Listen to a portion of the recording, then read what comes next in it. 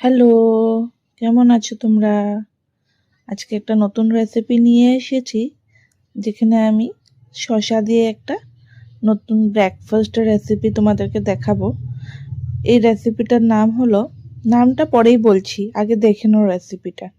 আগে আমি একটা শসা ভালো করে পিল আপ করে গ্রেটার দিয়ে গ্রেট করে নিয়েছি। ভালো করে গ্রেট করে নিলে ভালো হয়, তাহলে সুবিধা হবে তোমাদের। কুকুম্বারটা শসাটা ভালো করে গ্রেট করে ওটার মধ্যে এক বাটি আটা দিয়ে তারপর ওটার মধ্যে একে একে আদা কুচি, লঙ্কা কুচি আর হলো কাসুরি মেথি দিয়ে দিয়েছিলাম।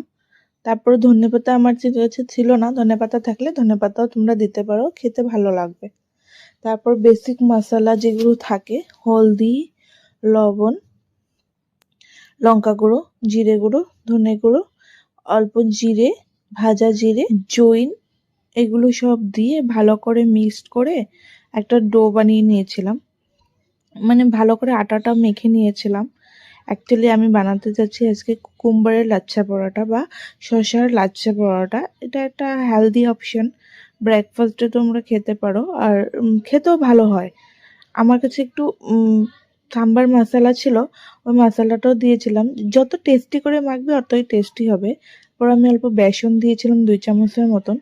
এগুলো দিয়ে ভালো করে আটাটা মেখে নিয়েছিলাম। আটাটাতে একটু জলটা কম দেবে, শসার থেকে না অনেক জল বের হয়। আর অল্প রিফাইন অয়েল দিয়ে দিয়েছিলাম। তোমরা রিফাইন অয়েলের জায়গায় ঘিও ইউজ করতে পারো। শসার থেকে যেহেতু জল বের হয়, তার জন্য আমার আর জল দিতে দরকার হয়নি। তোমাদের যদি দরকার হয় তোমরা একটু জল দিয়ে নেবে।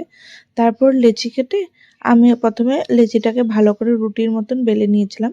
হালকা হাতে বেলে নেবে, একটু আটাটা ডাস্ট করে নেবে বেশি করে, কেন কি না হলে বেলতে একটু অসুবিধা হবে। তারপরে অল্প ঘি বা অয়েল বা বাটার যেটাই থাকবে তোমরা ওটা ব্রাশ করে দিও। তারপরে অল্প আটা দিয়ে চাকু দিয়ে এক এক অল্প অল্প করে একদম পুরো কেটে দেবে।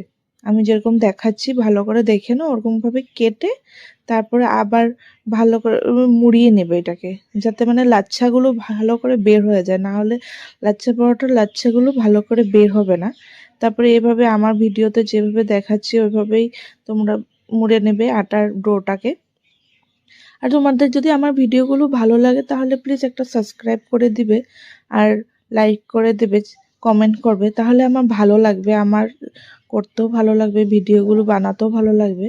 তারপরে আবার হালকা হাতে বেলে নিয়েছি, বেশি জোরে বেলিনি। তারপর তাওয়াতে ঘি